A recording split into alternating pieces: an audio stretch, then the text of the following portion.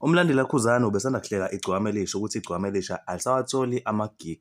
Kuthe kusasenjalo kwaqhamuka umlandeli wegcokama Elisha wazoqondisa igwegwe, waveza ukuthi lo mlisa lo olandela uKhuzani kahle kahle uchomela ama-China ngokarate. Yabo uKhuzani lengikhuluma naye Nkosi uMaskandi. Oh hayi siyajabula. Because yabo indaba yalo Popeye wekepisi sesizoyithini phela ngoba uPopeye lo yabona. Umuntu okhuluma engathi kade akhuluma yabona nje. Ngeke bafuthe. Ubaba bani yena lona yabona. Cha welokhuza yabo lento yovuqo.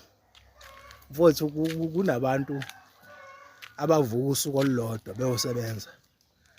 Behole imali edlula umuntu ovuke iviki lonke yabona. So mfowethu ama level awalingani. Lo nto nje engakutshela yona lokhuza yabona.